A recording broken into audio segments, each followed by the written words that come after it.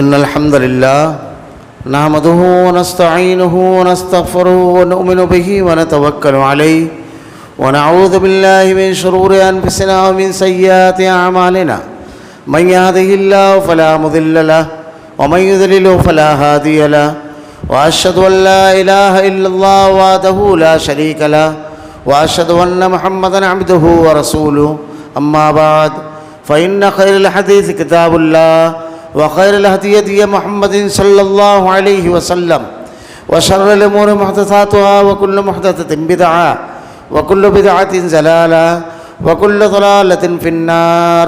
أعوذ بالله من الشيطان الرجيم. بسم الله الرحمن الرحيم.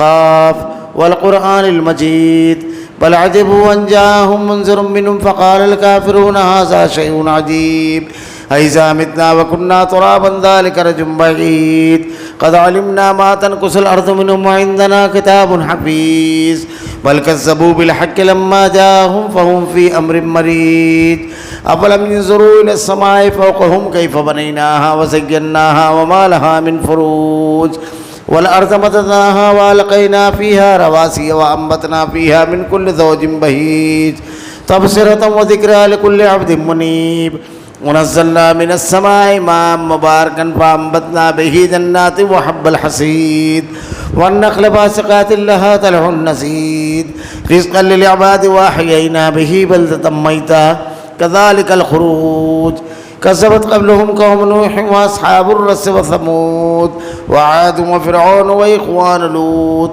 وأصحاب الأيكة وقوم تبع كل كذب الرسل فحق وعيد أفعينا بالخلق الأول بل هم في لبس من خلق جديد. قال الله تعالى في القرآن المجيد والفرقان الحميد. أعوذ بالله السميع العليم من الشيطان الرجيم. بسم الله الرحمن الرحيم. لقد من الله على المؤمنين إذ بعث فيهم رسولا من أنفسهم يتلو عليهم آياته ويزكيهم ويعلمهم الكتاب والحكمة وإن كانوا من قبل لفي ضلال مبين. وقال أم لهم شركاء شرعوا لهم من الدين ما لم يأذن به الله ولولا كلمة الفضل لقضي بينهم وإن الظالمين لهم عذاب أليم.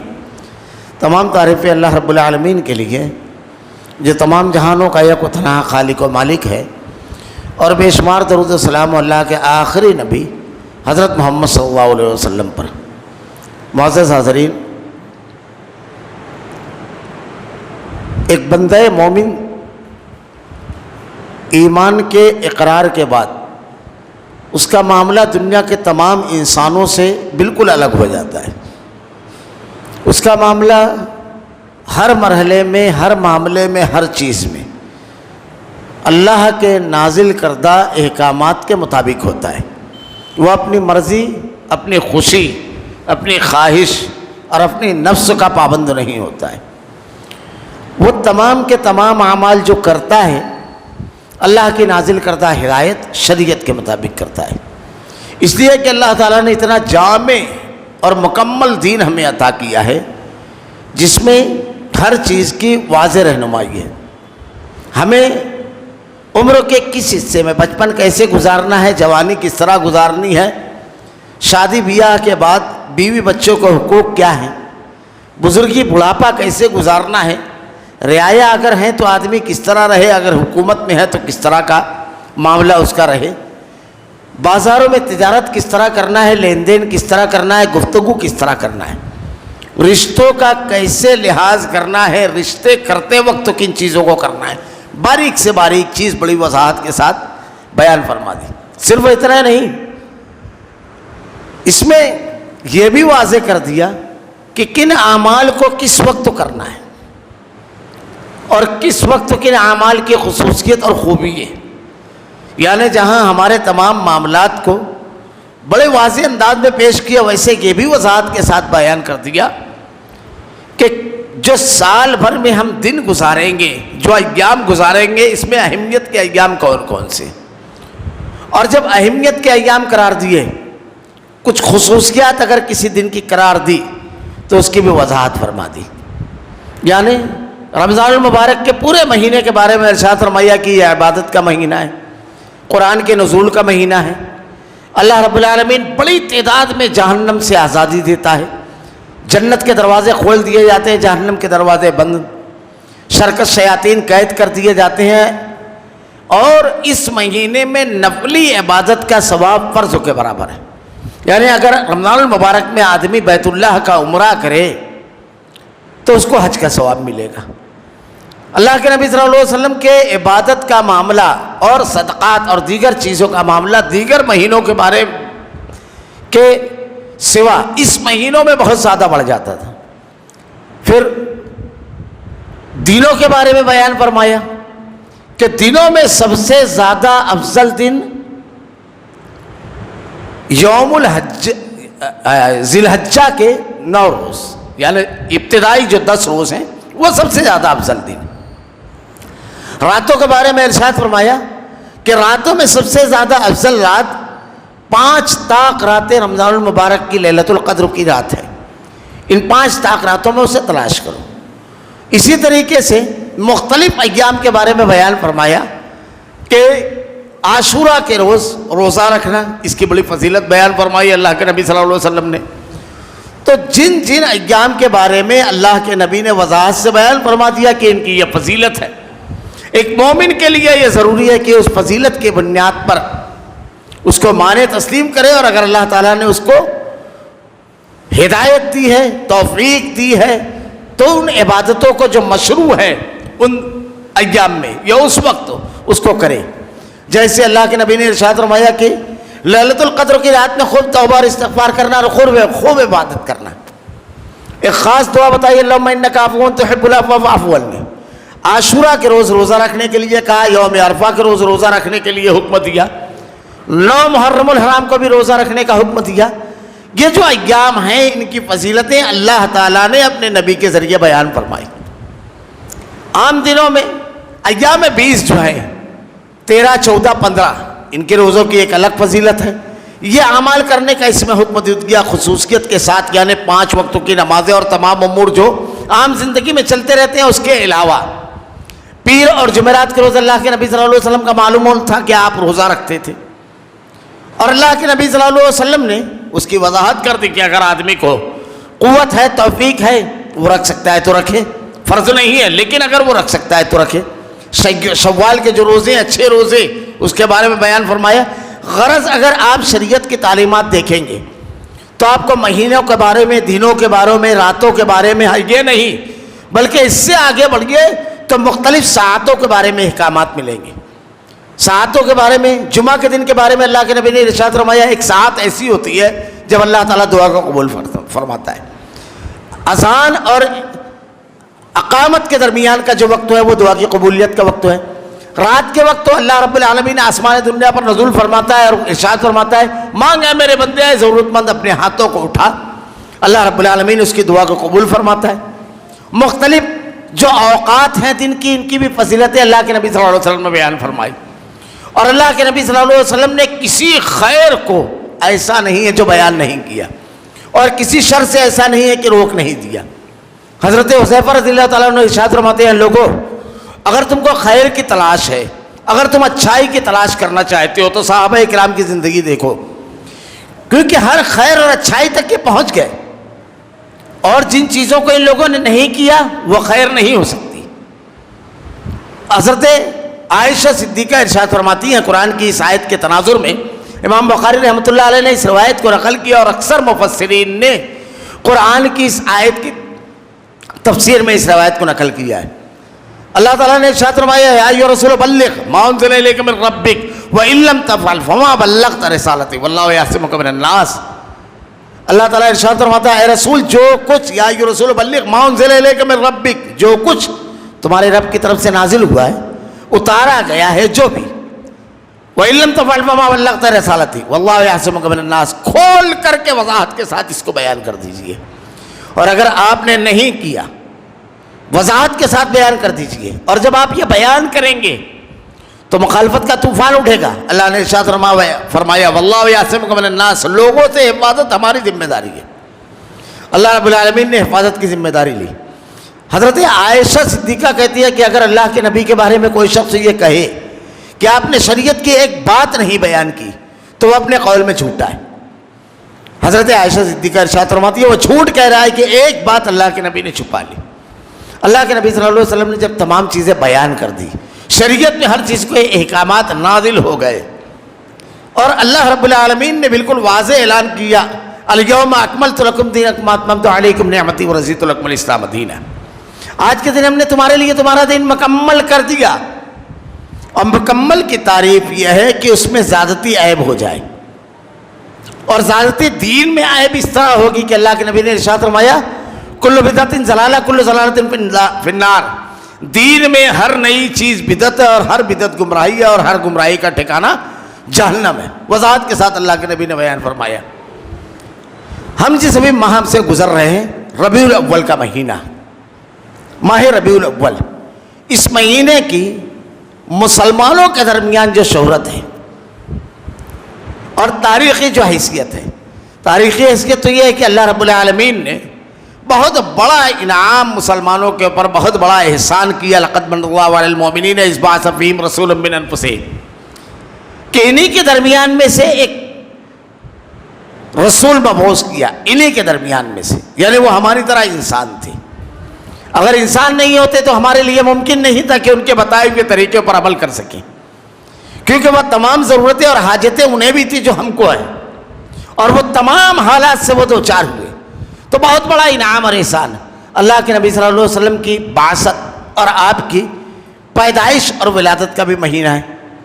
ماہ ربیع الاول جو اللہ کے نبی صلی اللہ علیہ وسلم کی ولادت کا مہینہ ہے, اسی مہینے میں آپ پیدا ہوئے. اللہ کے نبی صلی اللہ علیہ وسلم کی ذات اقدس کا جہاں تک معاملہ ہے کہ اللہ کے رسول صلی اللہ علیہ وسلم کی ذات اقدس, آپ کا مقام, آپ کا مرتبہ, اور اللہ رب العالمین نے آپ کو جیسا جامع کمالات بنایا تھا, اس پر جتنا بھی کہا جائے کم ہے. پورا دین اللہ کے نبی صلی اللہ علیہ وسلم کی سیرت ہے, پورا دین. ہم ایک عمل بھی کرتے ہیں تو یہ نبی کا بتایا ہوا, یہ سیرت ہے. اللہ کے رسول صلی اللہ علیہ وسلم کو اللہ رب العالمین نے دنیا کے تمام انسانوں کے لیے اسوہ اور نمونہ قرار دیا. صرف اس ایک پہلو پر اگر آدمی غور کرے, صرف اس ایک چیز پر, کہ اللہ نے ارشاد فرمایا لقد کان لکم فی رسول اللہ اسوۃ حسنہ, رسول کی زندگی تمہارے لیے اسوہ اور نمونہ ہے. یہ قیامت تک کے ہر انسان کے لیے اللہ نے بیان فرمایا. اب ذرا سا غور کیجئے, دنیا میں کتنے انسان ہیں, اس میں عالم بھی ہیں, جاہل بھی ہیں, بہت دولت مند بھی ہیں, انتہائی بالکل مفلس و قلاش فقیر بھی ہیں, اس میں صحت مند بھی ہیں, کمزور بھی ہیں, اس میں پڑھے لکھے بھی ہیں, اس میں حکمراں بھی ہے, رعایا بھی ہے, تاجر بھی ہے, گاہک بھی ہے, باپ بھی ہے, بیٹا بھی ہے, بھائی بھی ہے, بیوی بھی ہے, شوہر بھی ہے. سب کے لیے اللہ کے نبی کے بارے میں ارشاد فرمایا کہ سب کے لیے اسوہ اور نمونہ ہے.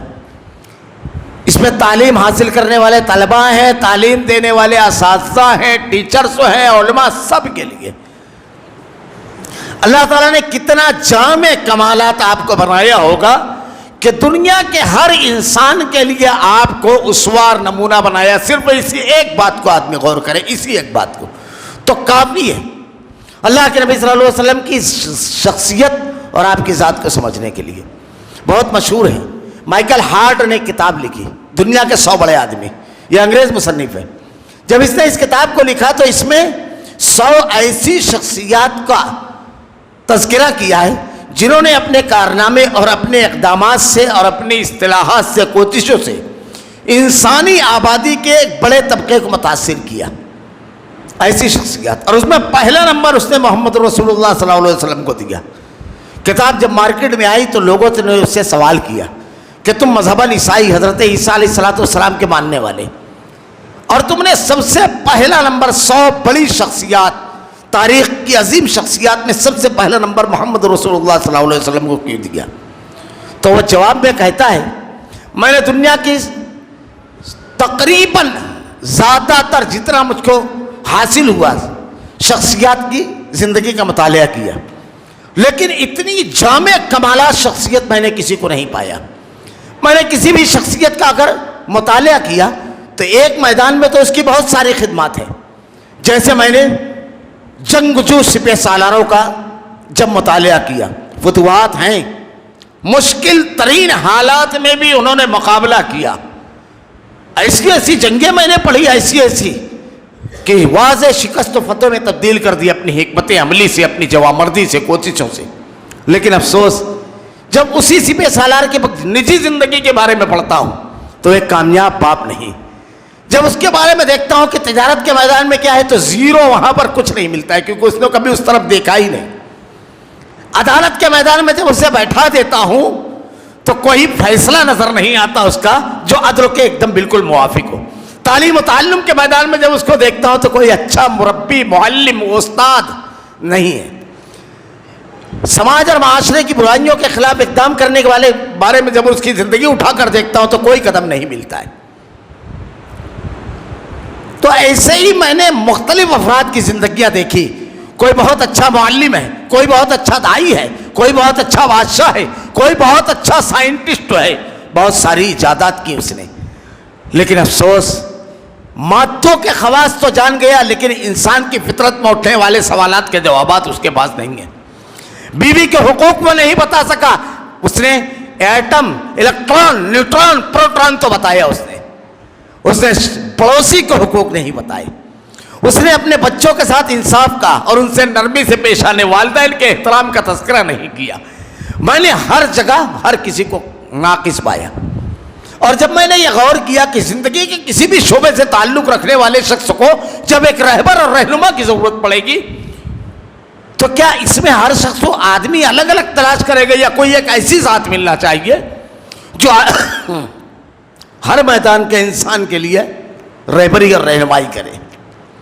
مجھے اکیلی ذات محمد رسول اللہ صلی اللہ علیہ وسلم کی ذات نظر آئی کہ اگر کسی بھی شعبے سے تعلق رکھنے والا انسان آپ کی ذات اقدس کا مطالعہ کرے تو آپ کی بتائی ہوئی تعلیمات میں اس کے لیے رہبری اور رہنمائی موجود ہے. یہ اکیلی ذات ہے، اسی لیے میں نے سب سے پہلا نمبر ان کو دیا. اللہ کے نبی صلی اللہ علیہ وسلم کی سیرت طیبہ، اللہ کے نبی نے ارشاد فرمایا، خود اللہ نے قرآن میں جن کے بارے میں ارشاد فرمایا وَمَا أَرْسَلْنَاكَ إِلَّا رَحْمَةً لِلْعَالَمِينَ، آپ کو تمام عالم کے لیے اللہ نے رحمت بنا کر بھیجا. کیسے رحمت؟ جب آپ مبعوث پہ جہاں پیدا کیے گئے، آپ مکہ میں بچیوں کو زندہ درگور کیا جاتا تھا. بِأَيِّ ذَنبٍ قُتِلَتْ وَإِذَا الْمَوْءُودَةُ سُئِلَتْ. پڑھیے قرآن، تاریخ پڑھیے.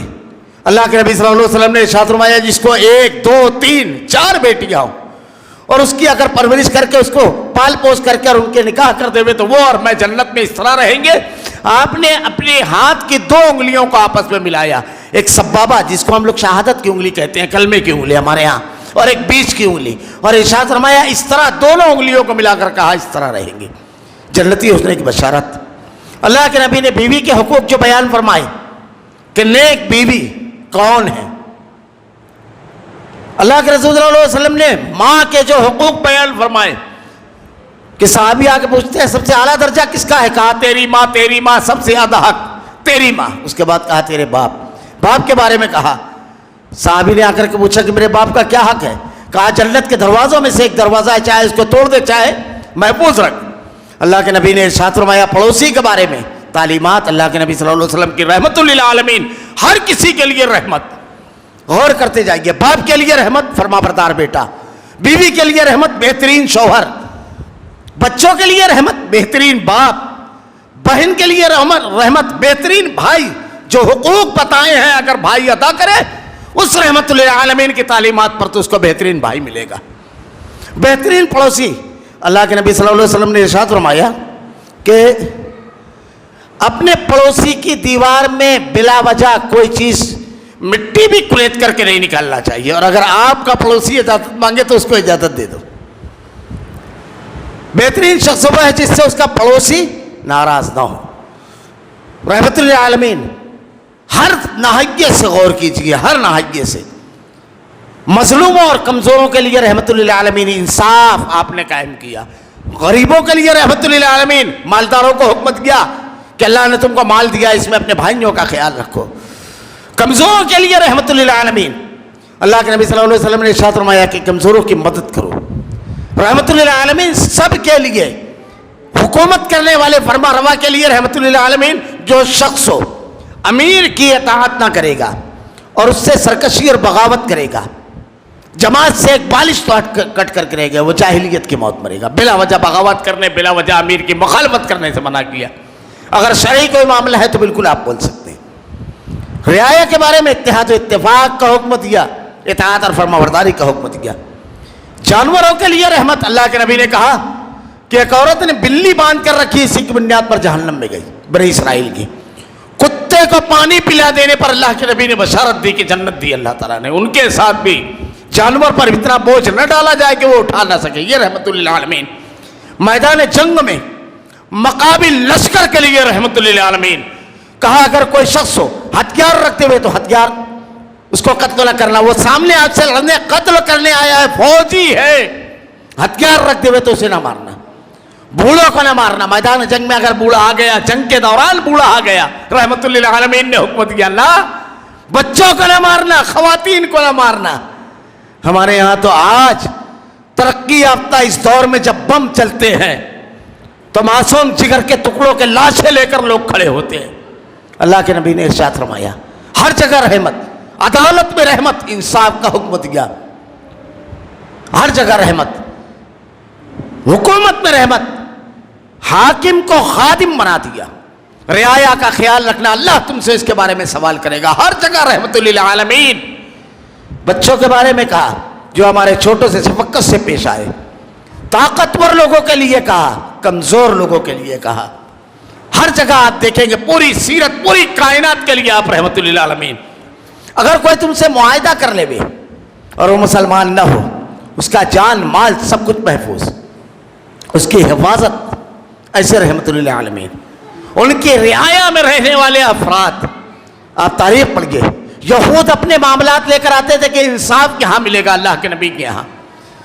ایک صفت صرف رحمت للعالمین کی اگر پیش کی جائے، اللہ رب العالمین نے آپ کو کچھ خوبیاں ایسی عطا کی جو کسی کو عطا نہیں کی گئی، کسی نبی کو نہیں ملی۔ آپ کے اوپر نبوت کا خاتمہ ہوا، خاتم النبیین ہیں آپ تمام نبیوں کے سردار ہیں۔ پوری روئے زمین کو اللہ تعالیٰ نے مسجد بنا دیا، ہر 5 جگہ مسلمان نماز پڑھ سکتا ہے۔ پہلے یہ چیز نہیں تھی، مال غنیمت حلال، اور اللہ رب العالمین نے آپ کا خوف دشمن کے اندر ڈال دیا۔ اللہ تعالیٰ نے یہ خوبیاں عطا کی۔ اللہ رب العالمین نے آپ کو جوامع الکلم، انتہائی کم جملے میں بہت بڑی بات کہنے والا بنایا۔ علامہ ابن قیم رحمۃ اللہ علیہ نے باقاعدہ ان کو جمع کیا، ان چیزوں کو۔ میں نے اس سے پہلے بھی بیان کیا ہے کہ ایک جملے میں آپ اتنی بڑی بات کہہ دیتے تھے کہ آدمی تدبر کرتا رہے، غور کرتا رہے، اور ہر مرتبہ اس کے زبان سے نکلے الحمدللہ، ساری تعریف اللہ کے لیے، جتنے ہیں ایسے نبی کو ہمارا اسوار نمونہ بنایا۔ آپ نے ارشاد فرمایا جو چیز اپنے بھائی کے لیے پسند کرو وہ اپنے لیے پسند کرو۔ آدمی کبھی نہیں پسند کرے گا کہ اس کو کوئی گالی دے گا، اپنے بھائی کو گالی نہیں دے گا۔ آدمی پسند نہیں کرے گا کبھی کہ کوئی شخص اس کی غیبت کرے مجلس میں، اس کی غیر موجودگی میں اپنے بھائی کی غیبت نہیں کرے گا، کسی کی عزت نہیں لے گا۔ ایک جملہ ہے لیکن پورے معاشرے کو سیدھا کر دینے والا جملہ۔ اپنے بھائی کے خلاف سازش نہ کرو، کیونکہ آپ یہ پسند نہیں کرو گے کہ آپ کے خلاف سازش کی جائے۔ اللہ کے نبی صلی اللہ علیہ وسلم نے گھریلو حالات کے بارے میں ایک جملہ کہا، تم اپنے بیوی کی خوبیوں پر نظر رکھو، تمہیں اچھی لگنے لگے گی، خامیوں پر نہیں۔ اللہ کے نبی صلی اللہ علیہ وسلم نے نکاح کے وقت حکم دیا، تم دیکھتے ہو کہ مال والی ہے، حسن والی ہے، نسب والی ہے، یہ دیکھو اس کا اخلاق اور کردار کیسا ہے۔ اسلام معاشرہ کی بنیاد، آپ رشتہ بنا رہے ہیں، ہر گھر میں جب نیک خاتون ہوگی تو نیک تربیت ہوگی بچوں کی۔ اسلام معاشرہ، ایک جملہ کہا، پورے اسلام معاشرہ کی بنیاد ہے۔ اللہ کے رسول صلی اللہ علیہ وسلم کی سیرت پڑھ گئی۔ اللہ کے نبی صلی اللہ علیہ وسلم نے جوامع الکلم اللہ رب العالمین نے بنائے، کم میں بہت بڑی بات۔ میں ایک عالم 28 صفحے کی ایک کتاب انہوں نے لکھی، 28 صفحات پر، چھوٹا سا کتاب چاہے ایک روایت پر۔ کبھی آپ غور کیجئے، اللہ کے نبی نے ارشاد فرمایا مومن مومن کا آئینہ ہے۔ کبھی آپ غور کیجئے یہ ایک جملہ کیا ہے، ایک جملہ، مومن مومن کا آئینہ ہے۔ آدمی اگر اس کے اوپر غور کرے کہ آئینے کا کیا کیا کام ہے، اللہ کے نبی نے مومن کو آئینہ قرار دیا۔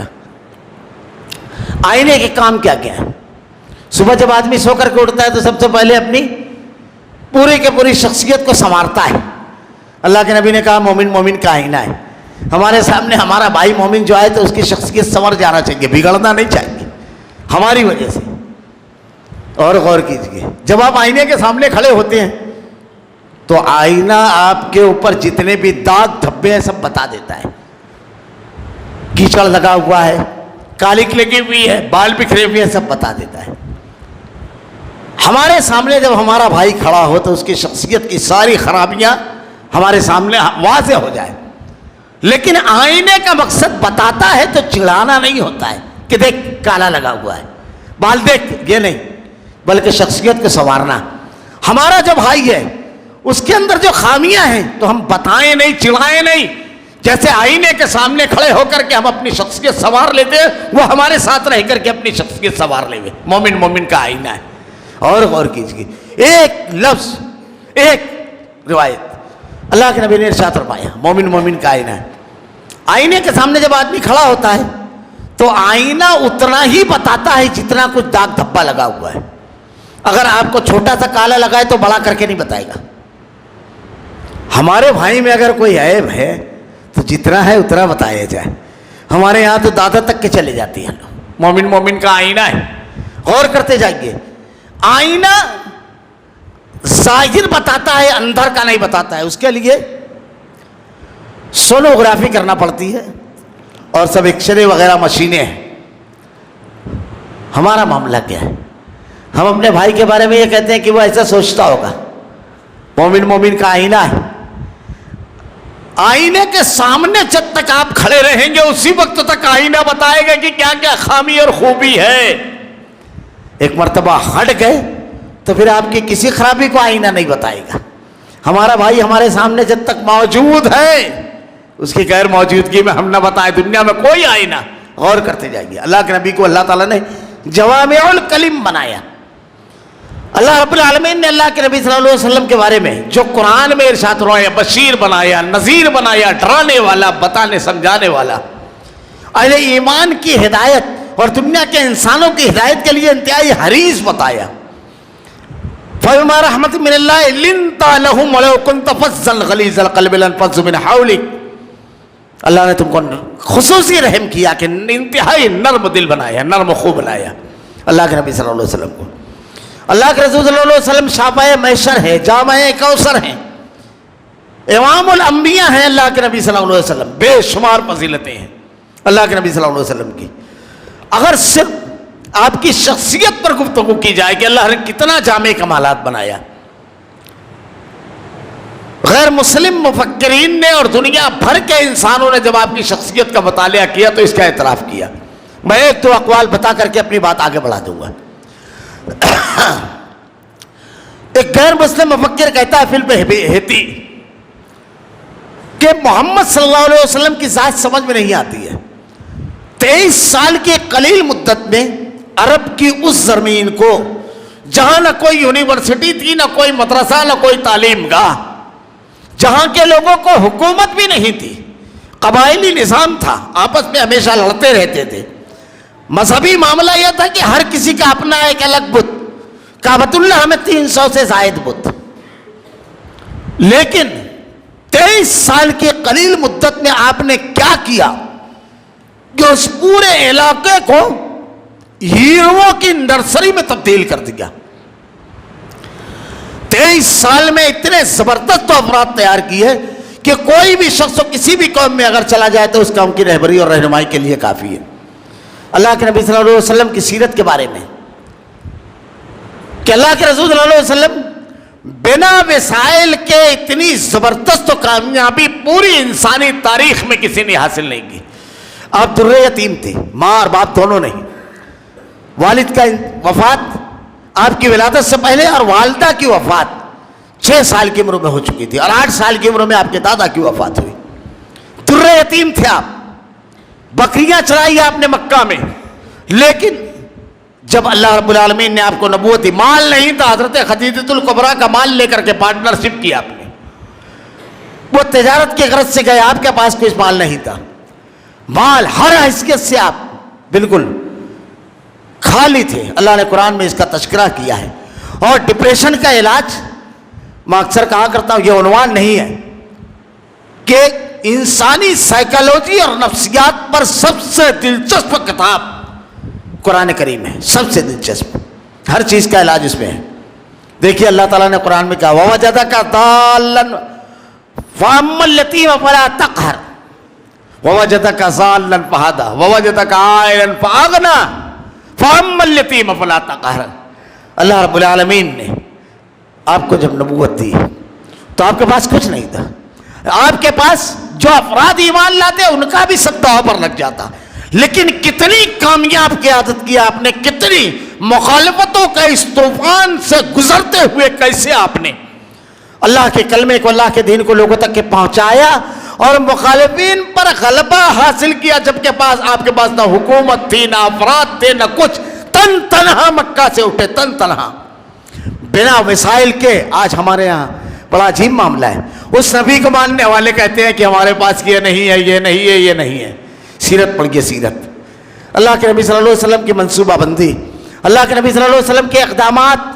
مکہ میں اگر کوئی شخص داخل ہوتا تھا نیا, اللہ کے نبی کو خبر ہو جاتی تھی. مشرکین مکہ سے پہلے اللہ کے نبی صلی اللہ علیہ وسلم کے صحابہ وہاں تک پہنچتے تھے. ابو ذر غفاری رضی اللہ تعالیٰ عنہ جب آئے 3 روز تک کعبۃ اللہ میں تھے. حضرت علی سے آپ کا سابقہ ہوا, حضرت علی اللہ کے نبی کے پاس لے کر کے گئے. مکہ میں رہتے ہوئے آپ نے اپنی دعوت کو باہر تک پہنچایا. طفیل بن عمرو دوسی کے ذریعے مصعب بن عمیر گئے مدینہ, ہر گھر میں اسلام کی آواز پہنچا دی آپ نے. اللہ کے نبی صلی اللہ علیہ وسلم نے اوقاس کے بازاروں میں حجاج کے قافلے, تجار کے قافلوں اور حجاج کے ڈیروں پر جا کر کے دعوت دی. کتنی زبردست منصوبہ بندی دیکھی اللہ کے نبی کی. تو وہ کہتا ہے بنا وسائل کے اتنی زبردست کامیابی انسانی تاریخ میں کسی نے حاصل نہیں کی کہ 10 سال کی قلیل مدت میں آپ نے ہجرت کے بعد دیکھی ہے 8 ہجری میں مکہ فتح ہوا, 10,000 مربع میٹر کا علاقہ آپ کے ہاتھ میں تھا.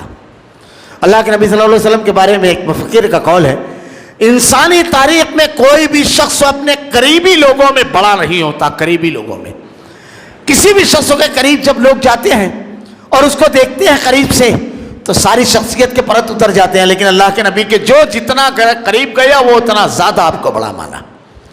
اللہ کے نبی صلی اللہ علیہ وسلم کی سیرت یہ صرف میں غیر مسلموں کے اقوال, ورنہ لوگوں نے کتاب لکھی ہے باقاعدہ کہ غیر مسلموں نے جو اللہ کے نبی کی سیرت پڑھ کر کے جو تبصرہ کیا ہے, کتاب ہے جلدوں میں اللہ کے نبی صلی اللہ علیہ وسلم کی سیرت پر. اللہ کے نبی صلی اللہ علیہ وسلم انسانی تاریخ کی تنہا ذات, تنہا شخصیت ہے جن کی پوری زندگی آن ریکارڈ ہے, پوری زندگی.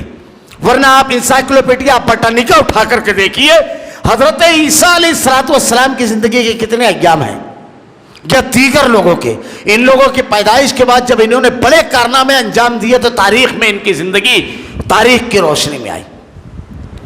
بعض لوگوں نے 28, بعض لوگوں نے 34 دن لکھا ہے.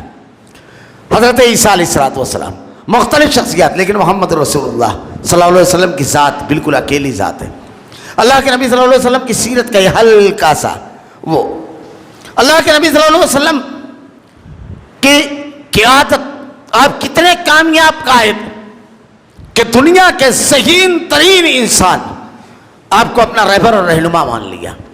آپ کے جانثاروں کا معاملہ, عمرو بن سہیل کہتا ہے کہ میں کیسر و کسریٰ کے دربار میں گیا لیکن ایسا جانثار کسی کے نہیں دیکھے جیسے محمد صلی اللہ علیہ وسلم کے. اللہ کے نبی صلی اللہ علیہ وسلم کی ذات اقدس کو اللہ رب العالمین نے بے شمار خوبیاں عطا کی تھی. اللہ کے رسول صلی اللہ علیہ وسلم کی ذات اقدس کو اللہ تعالیٰ نے تمام لوگوں کے لیے اسوہ نمونہ قرار دیا. آپ کی تعلیمات کو ماننا اور آپ کے بتائے ہوئے طریقے کے مطابق عمل کرنا تمام لوگوں کے لیے اللہ رب العالمین نے ضروری قرار دیا.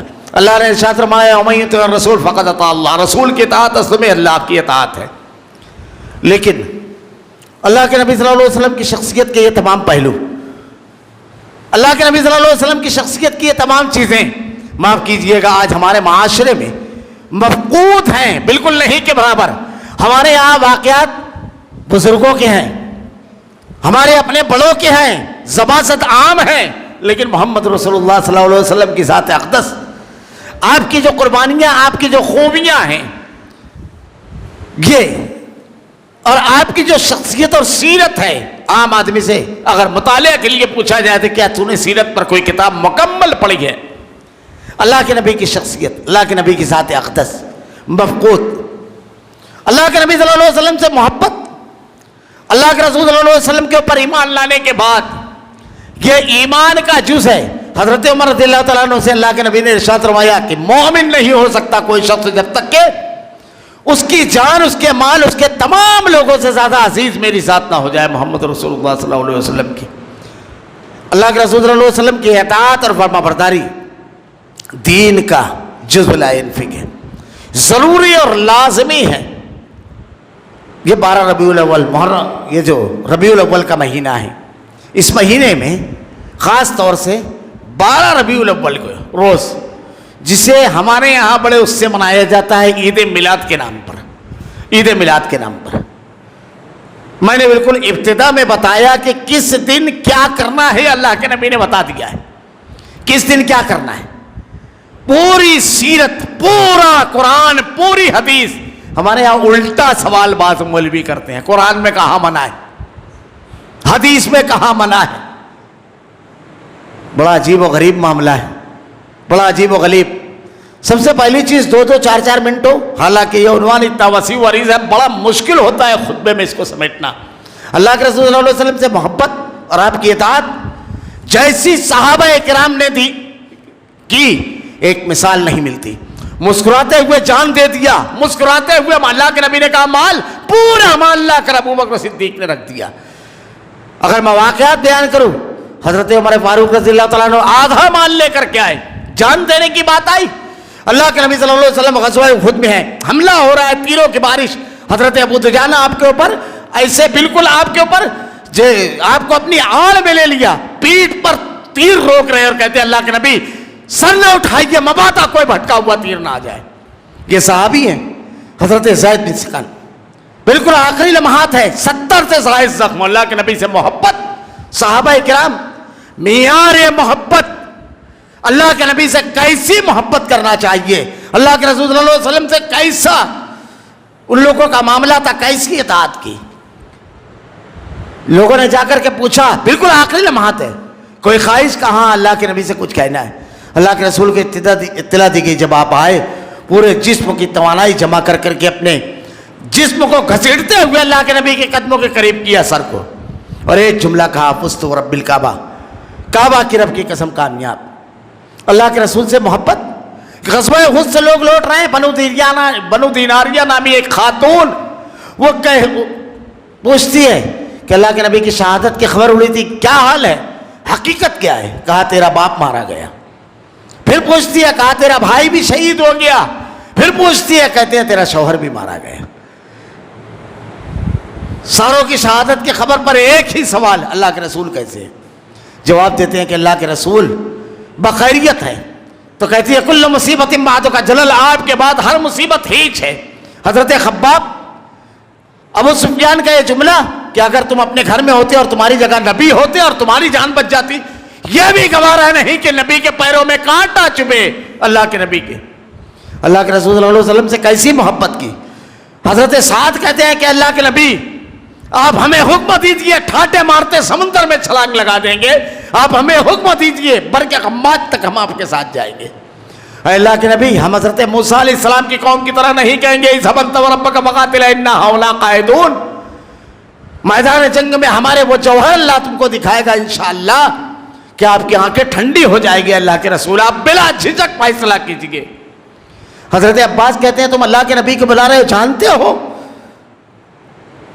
کن حالات سے دو چار ہونا ہے؟ کہا جانتے ہیں، قتل کر دیے جائیں گے، پورا جزیرۃ العرب تلوار لے کر ہمارے سامنے آئے گا، سب جانتے ہیں.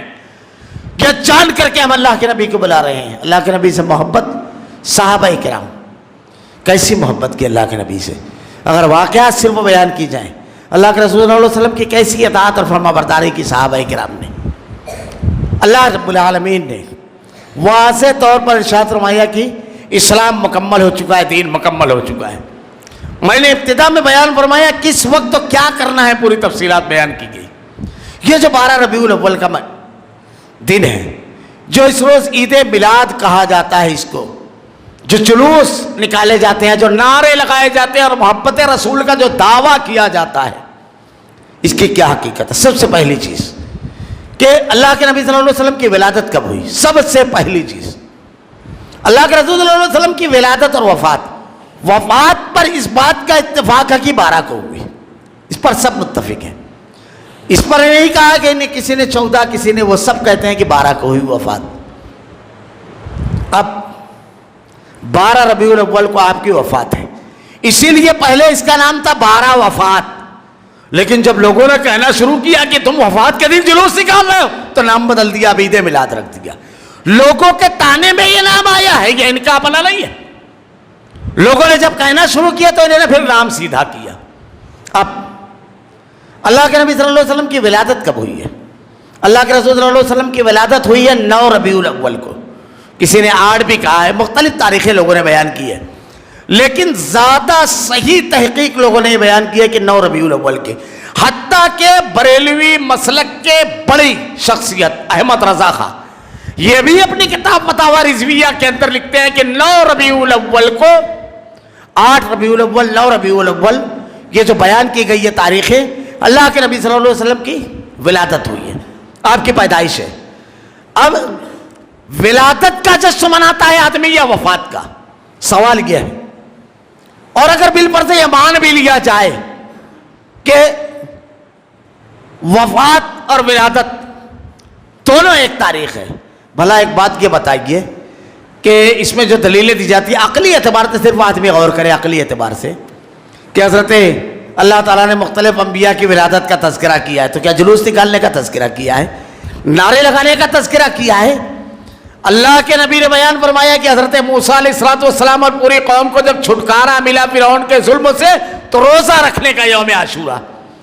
کیا یہ تمام امور جو ادا کیے جاتے ہیں ان کے کرنے کا حکم دیا گیا ہے؟ ولادت کا تذکرہ اللہ نے کیا ہے. حضرت اسحاق کی ولادت کا تذکرہ کیا ہے کہ اللہ تعالیٰ نے اسماعیل حضرت اسحاق کی بشارت دی، یحییٰ کی بشارت دی اللہ رب العالمین نے، اس کا تذکرہ کیا ہے اللہ نے قرآن میں. لیکن تذکرے کا مطلب یہ کہ اس دن جلوس نکالا جائے، جشن منایا جائے.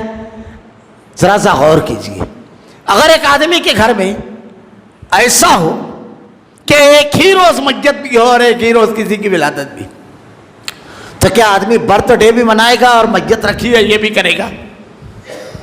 کس چیز کا غلبہ زیادہ ہوتا ہے؟ زیادہ آسان مثال کے ذریعے اس کو سمجھ جا سکتا ہے. اگر کسی آدمی کے بیٹے کی ولادت ہے، اولاد نہیں تھی اس کو، لڑکا ہوا، بہت خوشی ہے، حالانکہ نبی کی ولادت اس سے زیادہ بڑی چیز ہے، اس سے بڑی خوشی کی بات ہے.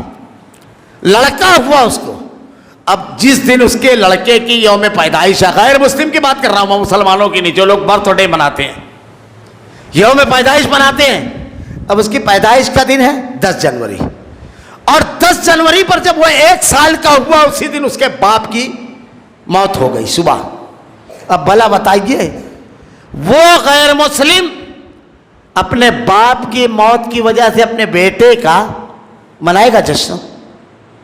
10 واقعات بتا سکتے ہیں آپ کہ فلاں جگہ زلزلہ آیا، فلاں جگہ بارش ہوئی، طوفان آیا، لوگوں نے اپنا برتھ ڈے کینسل کر دیا چھوٹے چھوٹے صدمے پر. یہ نہیں ہوتا ہے کبھی، اتنا شعور ان کو بھی رہتا ہے. ہمارے یہاں وفات کے دن خوشیاں منا رہے ہیں، کس چیز کی؟ حضرت فاطمہ کے باپ کے رخصت ہونے کی، امہات المومنین کے بیوہ ہونے کی جشن منا رہے ہیں آپ. صحابہ کرام زارو قطار رو رہے ہیں، یہ کہتے ہیں سوائے ابلیس کے سبھی تو خوشیاں منا رہے ہیں. ہر ایک رہی 12 ربیع الاول کو تاریخ پڑھ، تاریخ کا مطالعہ کر، پورا مدینہ رو رہا تھا 12 ربیع الاول کو جب اللہ کے نبی کی وفات ہوئی. خوشیاں سوائے ابلیس کے منا رہے ہوں گے منافقین، منا رہے ہوں گے یہود، منا رہے ہوں گے نبی کے دشمن 12 ربیع الاول کو، ورنہ پورا مدینہ حالت کیا تھی؟ اٹھائیے. حضرت عائشہ صدیقہ کہتی ہے کہ بالکل آخر وقت تو اللہ کے نبی کے اوپر جب آیا تو آپ نے کہا سب لوگوں کو ہٹا دیا کہ مجھ کو عائشہ کے پاس تنہا چھوڑ دو. اللہ کے نبی حضرت عائشہ کی ہاتھوں میں ہے، آپ کا سر آپ کے سینے اور ران کے درمیان ہے. حضرت عائشہ کہتی ہیں کہ اللہ کے نبی صلی اللہ علیہ وسلم کو، آپ کہتے ہیں سر کا درد شدید تھا، آپ کا ہاتھ پھیرتی تاکہ اس کی برکت ملے اور دعا کرتی. اور اللہ کے نبی صلی اللہ علیہ وسلم جب رخصت ہوئے، حضرت عائشہ کہتی ہے اللہم بالرفیق الاعلی، اللہم بالرفیق الاعلی، یہ جملہ آپ نے کہا اور اس کے بعد آپ کا بدن بالکل ساکت ہو گیا. حضرت عائشہ کہتی ہے کہ جیسے ہی اللہ کے رسول صلی اللہ علیہ وسلم اس دنیا سے رخصت ہوئے، بالکل میرے ہاتھوں میں تھے آپ، میں مسجد میں فوراً اللہ کے نبی کو سیدھا کر کے لوگوں سے کہا کہ لوگوں اللہ کے رسول نہیں رہے. صحابہ کرام زاروں قطار رونے لگے. کوئی شخص ایسا نہیں تھا جو قابو میں ہو، کیونکہ طبیعت کی خرابی پر ہی یہ معاملہ ہو گیا تھا. اور اس کے بعد ابو بکر صدیق رضی اللہ تعالیٰ عنہ سب سے پہلے حجرے میں تشریف لائے. آپ نے اللہ کے نبی صلی اللہ علیہ وسلم کے چہرے انور پر ہاتھ پھیرا، پیشانی کو بوسہ دیا، اور اس کے بعد آپ باہر تشریف لے گئے. کون خوشیاں منا رہا تھا؟ آپ چھیڑنے میں کس کو کہہ رہے ہیں؟ سوائے ابلیس کے سب خوش ہیں. خوش ہونے والے کون لوگ ہیں؟ 12 ربیع الاول کو تاریخ پڑھیے. ہمارے یہاں جو اس سلسلے میں کچھ دلیلیں دی جاتی ہے 12 ربیع الاول کے سلسلے میں، جشن عید میلاد النبی کے منانے کے سلسلے میں، پہلی چیز تو یہ کہ کسی بھی عمل کو کرنے کے لیے قرآن و حدیث سے دلیل ہونی چاہیے. ایک دلیل اللہ کی کتاب اور ایک دلیل اللہ کے نبی صلی اللہ علیہ وسلم کی حدیث سے نہیں بیان کر سکتا. نہ اللہ کے نبی نے 23 سال آپ کو نبوت ملنے کے بعد زندہ رہے، کبھی آپ نے نہیں منایا. صحابہ نے نہیں، تابعین نے نہیں، تبع تابعین نے نہیں، محدثین نے نہیں، امامان دین نے نہیں، بزرگوں نے نہیں، اس کے بعد کے اولیاء نے نہیں.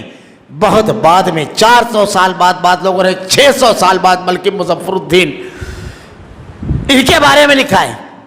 اور ابو الخطاب جو تھا اس کے بارے میں کہ سب سے پہلے میلاد اس نے شروع کی. اور ہندوستان کے اندر جو میلاد کا جلوس نکال جاتا ہے 12 ربیع الاول کا، یہ آزادی سے پہلے انگریزوں کے دور میں انگریزوں نے جب پابندی لگائی. آج بھی بامبے کے جلوس کے بارے میں آپ کو باقاعدہ اخبار میں آئے گا 100 اتنے نمبر کا جلوس. تو غیر مسلموں نے گنپتی شروع کی اور مسلمانوں نے یہ جلوس نکالا تاکہ اس کی مخالفت کرتے ہوئے جلوس نکالا جائے، ورنہ اس سے پہلے اس کا کوئی وجود نہیں تھا. صحابہ کرام نے نہیں نکالا. اب جلوس سے میلاد النبی نکالنا، اس میں قرآن کی کوئی دلیل؟ اب یہ ایک سوال کیا جاتا ہے کہ قرآن میں کہاں منع ہے، حدیث میں کہاں منع ہے؟ منع ہے جلوس نکالنا. پھر اللہ کے نبی کی ولادت کی خوشی نہیں منائیں گے؟ اللہ کے رسول صلی اللہ علیہ وسلم کی ولادت کا جشن نہیں منائیں گے؟ یہ گستاخ کہتے ہیں. سب سے بڑی خوشی کی بات ہے، اس لیے یہ جشن منائیں گے. سب سے پہلی چیز خوشی کس طرح منانا ہے یہ نبی نے بتایا. شادی کا موقع خوشی ہوتا ہے، ناچنے گانے کی اجازت اللہ کے نبی نے نہیں دی ہے، ڈھول تاشے کی اجازت نہیں ہے. غم کیسے منانا ہے یہ نبی نے بتایا ہے.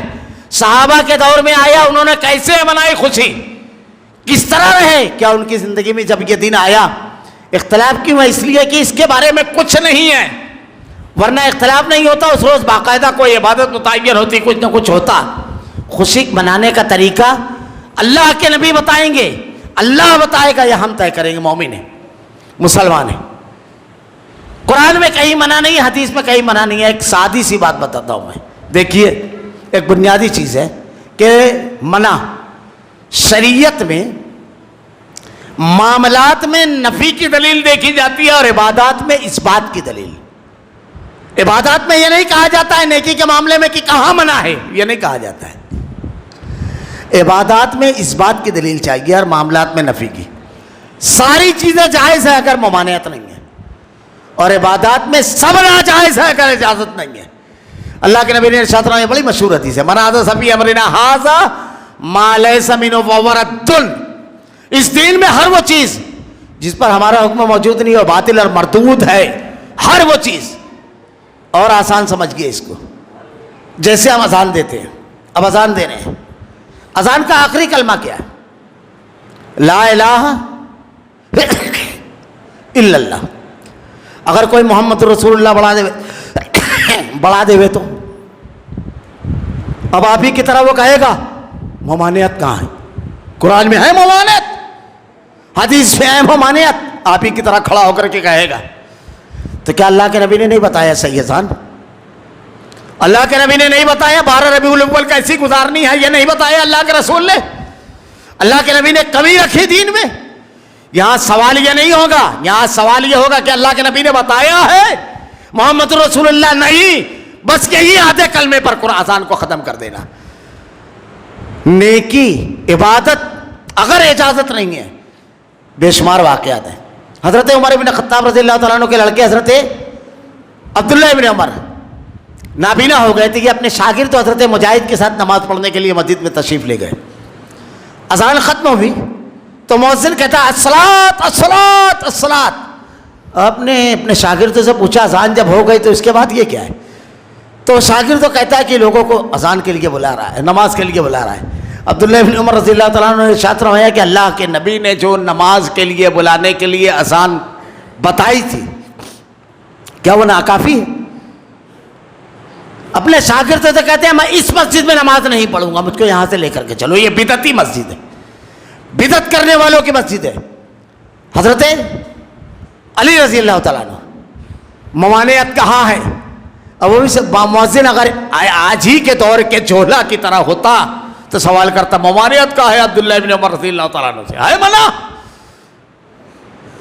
لیکن صحابی رسول تھے اور آپ کے شاگرد بھی جو تھے تابعی تھے، وہ جانتے تھے. حضرت علی رضی اللہ تعالیٰ عنہ عیدگاہ پہنچے، امیر المومنین تھے آپ. ایک آدمی کہتا ہے کہ میں 2 رکعت نماز کی اجازت مانگتا ہوں. کہا نماز ہی پڑھنے کے لیے تو آئے؟ کہا نہیں، اس کے علاوہ عید کی نماز کے علاوہ 2 رکعت پڑھوں گا. کہا اگر تم نماز کے لیے نیت باندھو گے تو بہت سختی سے، اب بعض روایتوں میں کہ کاندھے سے سر کا بوجھ اتار دوں گا، بعض میں سختی سے پیش آؤں گا. کہا امیر المومنین آپ مجھ کو نماز سے روک رہے ہیں، اللہ کی عبادت سے؟ کہا ہاں. تو کیوں؟ کہا اس لیے کہ اس پر اللہ عذاب دے گا. تو کہا بڑا عجیب معاملہ ہے، نماز پر اللہ عذاب دے گا؟ کہا نہیں، نماز پر نہیں، نبی کی مخالفت پر عذاب دے گا. نبی نے یہاں صرف 2 پڑھی ہے، تم نبی کی مخالفت کر رہے ہو 4 پڑھ رہے ہو، اس پر اللہ تم کو عذاب دے گا. حضرت عباس رضی اللہ تعالیٰ نے عصر کی نماز کے بعد ایک آدمی کو نماز پڑھتے ہوئے دیکھا. آپ نے روکا تو وہ کہتا ہے کیا سمجھتے ہو، کیا کہتے ہو کہ نماز پر مجھ کو اللہ تعالیٰ عذاب دے گا اور سزا دے گا؟ کہا نہیں، اللہ کے نبی نے عصر کی نماز کے بعد نماز پڑھنے کی ممانعت کی ہے، اس پر نبی کے مخالفت پر اللہ تم کو عذاب دے گا، اس لیے روک رہا ہوں. اللہ کے نبی نے نہیں بیان فرمایا نہیں کرنا ہے. اللہ کے رسول صلی اللہ علیہ وسلم نے روک دیا. بدعت کسے کہتے ہیں؟ دین میں نئی چیز کو بدعت کہتے ہیں. کل بدعت ضلالہ کل ضلالۃ فی النار. دین میں ہر نئی چیز بدعت ہے، ہر بدعت گمراہی، ہر گمراہی کا ٹھکانہ جہنم ہے. عبداللہ ابن مسعود رضی اللہ تعالیٰ عنہ 2 واقعات ہیں، ایک سبحان اللہ الحمدللہ کا اور ایک لا الہ الا اللہ کا. مسجد میں داخل ہوئے، لوگ پڑھ رہے تھے، آپ نے پوچھا کیا ہے؟ بیان کیا ہم ذکر کر رہے ہیں، حلقہ بنا کر کے 100 مرتبہ پڑھو، 150 مرتبہ پڑھو. آپ نے ارشاد فرمایا کہ میں عبداللہ ابن مسعود ہوں، اللہ کے نبی کا صحابی، اور میرے بارے میں اللہ کے رسول نے کہا تھا عبداللہ تو اپنی ان کمزور پنڈلیوں کے ساتھ، تیری یہ کمزور پنڈلیاں احد پہاڑ سے زیادہ وزنی ہیں اللہ کے ہاں. یہ اللہ کے نبی نے میرے بارے میں کہا تھا، اور میرے بارے میں اللہ کے نبی نے کہا تھا کہ اس سے دین سیکھنا. میرے بارے میں ارشاد فرمایا تھا. ابھی اللہ کے نبی کے صحابہ اور ہم لوگ موجود ہیں اور تم اس کے درمیان دین میں نئی چیزیں نکالنے لگے. آپ کے کپڑے اور برتن موجود ہیں، اللہ کی قسم تم ہرگز خیر کو نہیں پا سکتے اگر تم نے صحابہ کے طریقے کو چھوڑا. کسی ایک صحابی نے، آدمی بدعت جب کرتا ہے تو یہ کہتا ہے کہ صحابہ کو نہیں سمجھاتا، اللہ کے نبی سے ایسی محبت نہیں تھی صحابہ کرام کو، اللہ کے نبی سے ایسا پیار، ایسا اللہ رب العالمین سے کی چاہت اللہ کے نبی کی نہیں تھی جیسی ہماری ہے. یہ کہتا ہے آدمی اپنے عمل سے. تو یہ کہنا کہ قرآن و حدیث میں نہیں ہے، اس میں اس بات کی دلیل حکم ہونا چاہیے. ایک آدمی، اگر میں اکثر مثال دیتا ہوں، سجدے کے بارے میں اللہ کے نبی نے کہا کہ اللہ کا سب سے محبوب عمل ہے. جب سجدہ آدمی کرتا ہے تو ناک زمین پر رکھ کر کہتا ہے سبحان ربی الاعلیٰ، سب سے زیادہ قریب ہوتا ہے. اگر نفل نماز میں آدمی 3 سجدہ کرے تو چلے گا؟ کیوں؟ ایک سجدہ نہیں چل رہا ہے، پورا جلوس چلا رہے ہیں. ایک سجدہ نہیں چل رہا ہے، کیوں؟ اس لیے کہ اللہ کے نبی. اب یہ آدمی کوئی سوال کرے کہ ممانعت کہاں ہے؟ جیسے 2 عید کی 3 کر لیے تو 2 سجدے کا 3. دو عیدیں اللہ کے نبی نے بتائی، عید الفطر اور عید الاضحیٰ، اس کے احکامات بتائے. فجر کی نماز پڑھ کر کے فوراً سورج طلوع ہو تو پڑھیے، اور کھانا کوشش کیجیے کہ عید الاضحیٰ کے موقع پر قربانی کا اگر جانور ہے تو اس سے، اور عید الفطر کے لیے جائیے تو کھجور کھا کر کے جائیے. طاقت اللہ نے اگر عطا کیا ہے تو احکامات ہے، اس کا کوئی حکم نہیں ہے کیونکہ یہ بعد میں بنائی گئی.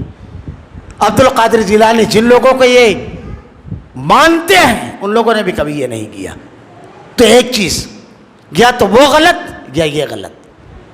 اگر وہ صحیح تھے تو اسی کے مطابق ہونا چاہیے، اور اگر وہ صحیح نہیں تھے، اب اس میں کچھ اور دلیلیں دی جاتی ہیں. میں نے کہا نا وقت بہت کم ہوتا ہے، میں ایک دو دلیلیں دے کر کے اپنی بات سمیٹ دوں گا. ایک دو دلیلیں دے کر کے یہ ایک دلیل دی جاتی ہے کہ ابو لہب کے بارے میں دلیل دی جاتی ہے کہ اللہ کے نبی صلی اللہ علیہ وسلم کی جب ولادت ہوئی تو اس کی لونڈی صوبیہ نے جب آ کر کے خبر دی کہ سن تجھ کو بھتیجا ہوا ہے، تو اس نے انگلی کے اشارے سے کہا جا تو آزاد، جا تو آزاد. اب ان کے نزدیک تو پیشوا رہبر رہنما ابو لہب ہے، اسی لیے اسی کی دلیل دیتے ہیں. ہمارے یہاں تو صدیق و فاروق ہے، عثمان ذوالنورین، علی ابو عبیدہ بن جراح، یہ صحابہ کرام ہیں. وہ نہیں جو اللہ کے نبی کے پیچھے پیچھے چل کر گالیاں دیتا تھا، وہ نہیں جس کے بارے میں رب نے کہا تبت یدا ابی لہب، تیرے ہاتھ ٹوٹ جائیں. آگے میں بتاؤں گا نا ابھی کون ان کا پیشوا، کون؟ شیطان کا کارندہ ابو لہب. تو ہے تیرا امام، میری بات نہیں ہے یہ، میری بات نہیں. ہم تو صدیق کا دن دیکھتے ہیں 12 ربیع الاول کیسا گزارا، فاروق نے کیسا گزارا، عشرہ مبشرہ نے کیسا گزارا، سب نے محمد رسول اللہ کی طرح گزارا. ہم وہ دیکھتے ہیں، ہم یہ نہیں دیکھتے ابو لہب تیرے پیشوا نے کیسا گزارا تو دیکھ. ہمارے لیے نہیں ہے. ہم تو اس نبی کو مانتے ہیں کہ عمر فاروق رضی اللہ تعالیٰ عنہ نے تورات کے کچھ اوراق آپ کے سامنے پڑھ رہے ہیں، اٹھائیے مستد احمد. اللہ کے نبی کہتے ہیں لو کان موسیٰ حیا، اگر آج موسیٰ بھی زندہ ہوتے تو ان کو میری اتباع پیروی کرنا ہوتی. ہم دوسرے نبی کی محمد رسول اللہ کے سامنے نہیں مانتے. تجھ کو ایک عید کے لیے ضرورت پڑی تو دشمن دین، جس کے بارے میں اللہ نے کلام میں آیتیں نازل فرمائی. اور آگے بڑھ گئے وہ جو خواب بیان کرتے ہیں، میں اس پر بہت لمبی بات نہیں کروں گا کہ ابو لہب جب مر گیا، اللہ مشرک کے کسی عمل کو قبول نہیں کرے گا. قرآن میں اللہ نے کہا ہے کسی نیکی کو، اشارے کو نہیں، نیکی کو قبول نہیں کرے گا. وَلَوْ أَشْرَكُوا لَحَبِطَ عَنْهُمْ مَا كَانُوا يَعْمَلُونَ. سنیے 18 نبیوں کا تذکرہ ہے ایک مقام پر سورہ انعام میں. تِلْكَ حُجَّتُنَا آتَيْنَا إِبْرَاهِيمَ عَلَىٰ قَوْمِهِ نَرْفَعُ دَرَجَاتٍ مَن نَّشَاءُ إِنَّ رَبَّكَ حَكِيمٌ عَلِيمٌ. پڑھتے جائیے. اب وَوَهَبْنَا لَهُ إِسْحَاقَ وَيَعْقُوبَ كُلًّا هَدَيْنَا وَنُوحًا هَدَيْنَا مِن قَبْلُ وَمِن ذُرِّيَّتِهِ دَاوُودَ وَسُلَيْمَانَ وَأَيُّوبَ وَيُوسُفَ وَمُوسَىٰ وَهَارُونَ وَكَذَلِكَ نَجْزِي الْمُحْسِنِينَ وَزَكَرِيَّا وَيَحْيَىٰ وَعِيسَىٰ وَإِلْيَاسَ كُلٌّ مِّنَ الصَّالِحِينَ وَإِسْمَاعِيلَ وَالْيَسَعَ وَيُونُسَ وَلُوطًا وَكُلًّا فَضَّلْنَا عَلَى الْعَالَمِينَ. اور آگے بڑھ گئے وَلَوْ أَشْرَكُوا لَحَبِطَ عَنْهُمْ مَا كَانُوا يَعْمَلُونَ. اگر بالفرض یہ بھی شرک کرے تو اللہ ان کی تمام نیکیوں کو ضائع کر دے گا. کن کا تذکرہ ہے؟ 18 نبیوں کا. سورہ انعام 7واں پارہ پڑھیے 16ویں رکوع، بالکل یہیں سے شروع ہوتی ہے. اللہ نے کائنات کے امام محمد رسول اللہ کو کہا وَلَقَدْ أُوحِيَ إِلَيْكَ وَإِلَى الَّذِينَ مِن قَبْلِكَ لَئِنْ أَشْرَكْتَ لَيَحْبَطَنَّ عَمَلُكَ. کس سے کہا جا رہا ہے جانتے ہو؟ شافع محشر جامع کوثر لو الحمد، تعریف کا جھنڈا روز محشر جس کے ہاتھ میں ہوگا. اللہ کے جناب میں کسی کی زبان اتنی ہمت کسی کے اندر نہیں ہوگی کہ اللہ سے درخواست کریں کہ اللہ ہمارا حساب کر دے. پوری روایت پڑ جائے گی، ہر نبی کے پاس جائیں گے، اللہ کے نبی کے پاس آخر میں آئیں گے. آپ کہتے ہیں کہ میں بھی جاؤں گا تو اللہ کی جناب میں ایسی اللہ کی تعریف کروں گا، ایسی کہ کبھی کسی نے نہیں کی ہوگی. اسی روز اللہ تعالیٰ میرے دل میں القاء کرے گا. یہ اللہ کے نبی کا وقت. وہ نبی ان سے کہا جا رہا ہے کہ آپ سے پہلے تمام انبیاء جو آئے ہیں وَلَقَدْ أُوحِيَ إِلَيْكَ وَإِلَى الَّذِينَ مِن قَبْلِكَ، آپ بھی سن لیجئے. سب کو ہم نے کہہ دیا لئن اشرکت لَيَحْبَطَنَّ عَمَلُكَ، اگر تم شرک کرو گے تو اللہ تمہارے تمام اعمال ضائع کر دے گا. یہ مشرک نبی کا دشمن، معلوم ہے آپ کو، اس کے 2 لڑکے تھے اتبار، پورا گھرانہ نبی کا دشمن. تیرا گھرانہ کون سا ہے جا کر دیکھ، پڑھ تاریخ، پورا گھر نبی کا دشمن تھا. اس کی بیوی یہ جو ہے تبت کتاب الہب وتب مانگنا نو مالا کسب سیصلی نارا ذات لہب، پڑھیے قرآن. وہ جو رسی گانٹھنے والی یہ اسی کی بیوی تھی، اللہ کے نبی کے پیچھے پیچھے چلتی تھی، اوجھ ڈال دیتی، آپ کے راستے میں کانٹے بچھاتی، اشعار بنائی آپ کے خلاف. اس کا بیٹا عتبہ اور عتیبہ 2 لڑکے تھے. اللہ کے نبی کی 2 بیٹیوں سے ان کا نکاح ہوا نبوت سے پہلے، بدائی سے پہلے ہی طلاق ہو گئی. جیسے ہی آپ نے نبوت کا اعلان کیا اس نے اپنے بیٹے سے کہا پہلے طلاق دو. یہ ابو لہب، اللہ کے نبی نے پورے خاندان کے لوگوں کو جمع کیا، سب نے سنا آپ کی دعوت. یہ اٹھ کر کے کہتا ہے تبت کہتا تبت لگا لہذا جماعتنا یا محمد، نعوذ باللہ تیرے ہاتھ ٹوٹ جائیں، نعوذ باللہ. نبی کو کہہ رہا ہے. اس کی انگلی کا اس کو فضل ملے گا، اس کو ملے گا. یہ ابو لہب آپ کے پیچھے پیچھے جاتا تھا. الگ الگ کمیٹیاں مشرکین مکہ کی بنی تھی، اس میں ایک کمیٹی تھی جس کا کام تھا اللہ کے نبی کو بدنام کرنا. آپ کے پیچھے پیچھے ہر وقت لگا رہنا. اس کا صدر تھا یہ ابو لہب. یہ آپ کی زندگی کا سب سے سخت دن نبی کی زندگی پر جو آیا، صحیح مسلم اٹھائیں گے، اس ابو لہب کی وجہ سے، جس کا تو بتاتا ہے کہ وہ سن اس کا کردار، اس ابو لہب کا. میرے نبی کائنات کے امام کی زندگی کا سب سے سخت دن اسی کی وجہ سے آیا ہے، اسی ابو لہب کی. کیا ہوا تھا سنیے. حضرت عائشہ کہتی ہیں، میں معافی چاہتا ہوں ذرا سا وقت کی، حضرت عائشہ کہتی ہیں اللہ کے نبی آپ کی زندگی کا سب سے سخت دن کیا ہے؟ صحیح مسلم ہے. اللہ کے نبی نے کہا طائف کا دن. ہوا یہ کہ ابو طالب کی وفات کے بعد یہ سردار بنا قبیلے کا، اور اس نے کہا محمد صلی اللہ علیہ وسلم کی طرف سے میں ہاتھ اٹھا لیتا ہوں، اب جس کو جو کرنا ہے کرے. مکہ میں قبائلی نظام تھا، اگر قبیلہ پشت پر نہیں ہے تو آپ کے اوپر کوئی بھی حملہ کر کے آپ کو قتل کر سکتا ہے، کچھ بھی کر سکتا ہے، آپ غیر محفوظ.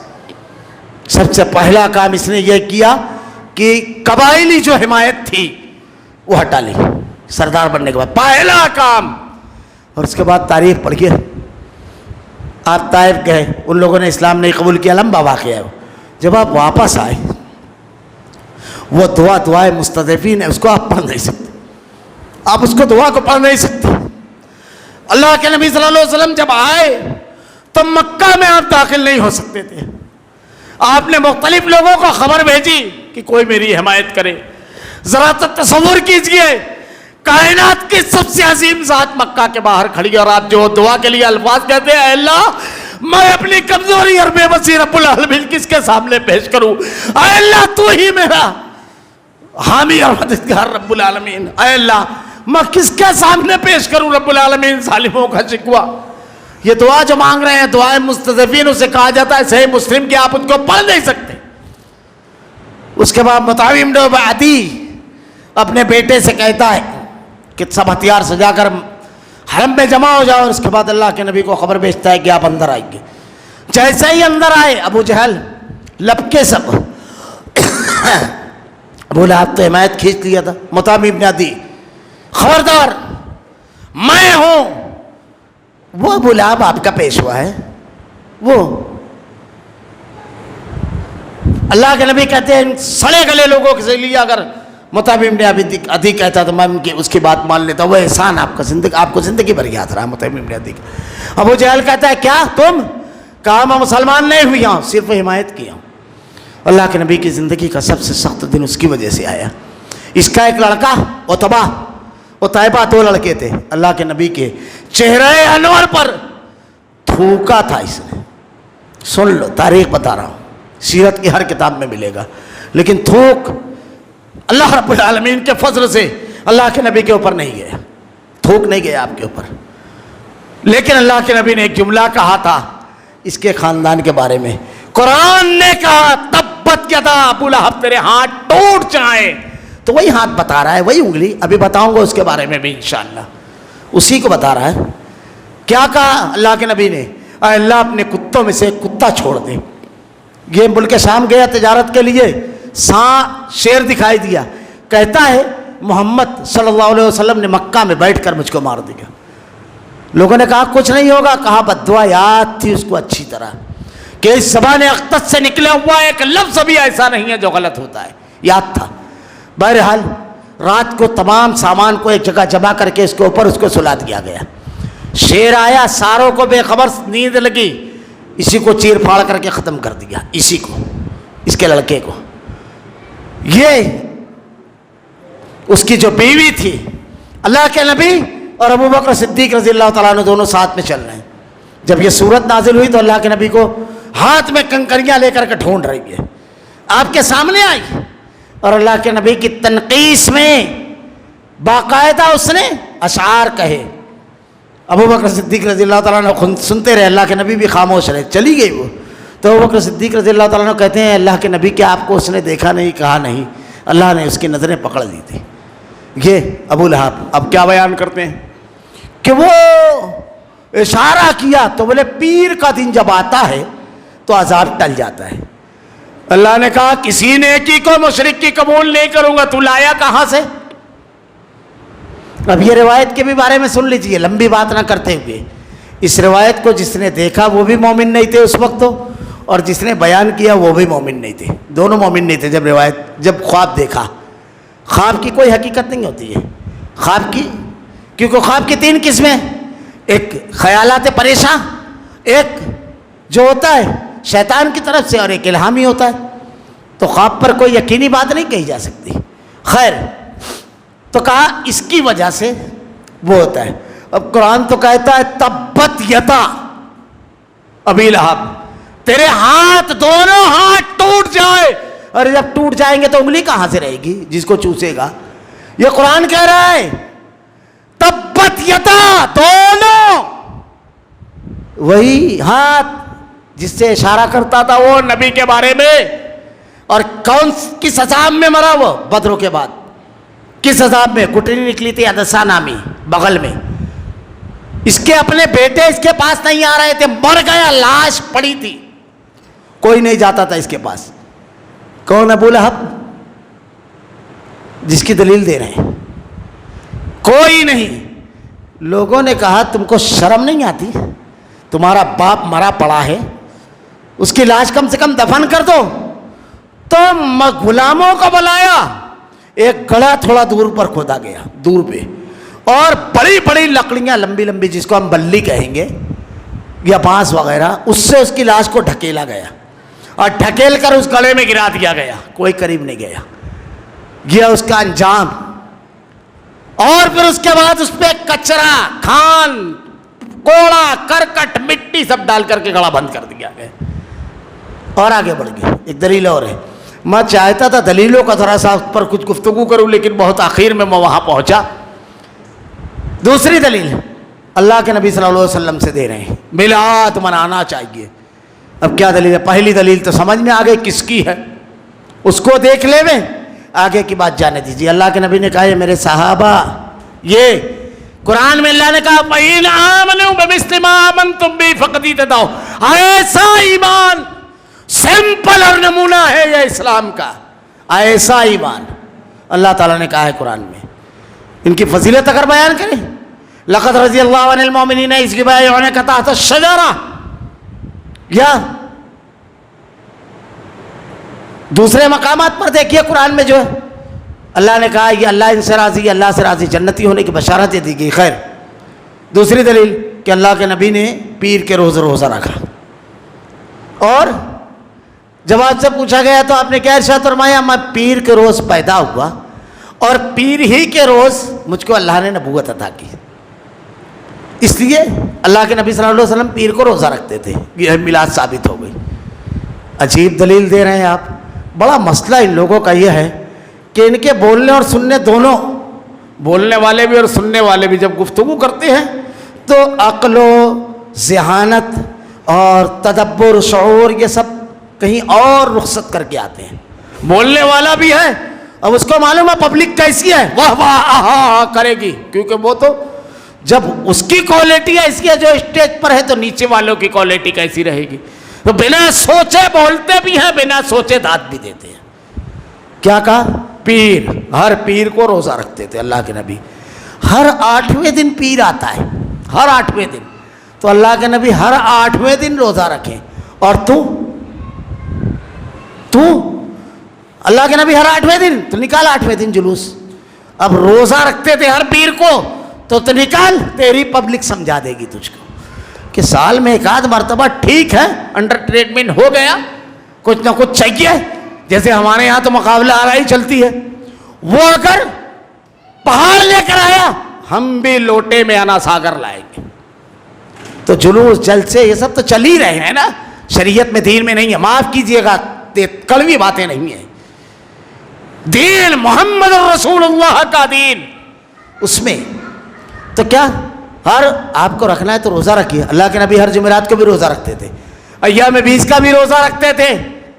کبھی اس کے بارے میں کہا؟ نہیں کیا، نہیں، وہ عمل نہیں. افسوس کی بات ہے. 12 ربیع الاول کو ذرا سا غور کیجئے، ذرا سا چند جملے، کہ 12 ربیع الاول کو اس کائنات کا امام اس دنیا سے رخصت ہوا. اس سے بڑا کم اور دکھ کا دن کوئی نہیں ہو سکتا، کوئی نہیں ہو سکتا. اما عائشہ، صفیہ، حبیبہ، ام سلمہ، یہ امہات المومنین سب بیوہ ہوئی. ہماری ماؤں کی بیوگی کا جشن مناتے ہو، فاطمہ کے باپ کے رخصت ہونے کا جشن مناتے ہو، صحابہ کرام کے آنسوؤں کا جشن، یہ اس کی خوشی ہے. 12 ربیع الاول، 12 وفات کو، یہ بدعت ہے. شریعت میں اس کے لیے کوئی گنجائش نہیں ہے. اب آخری جملہ، اس پر بہت زیادہ بولا جا چکا ہے، عشق رسول اور محبت رسول. عشق کا لفظ انتہائی گھٹیا اور بازاری لفظ ہے. یہ مقدس رشتوں کے لیے نہیں بولا جاتا. آپ نے کبھی سنا کوئی اپنی اماں کے بارے میں یہ بولے، اپنی بہن کے بارے میں یہ بولے، اپنی بیٹی کے؟ نہ، کیونکہ اس میں جنون کا معنی پایا جاتا ہے، پاگل پن کا.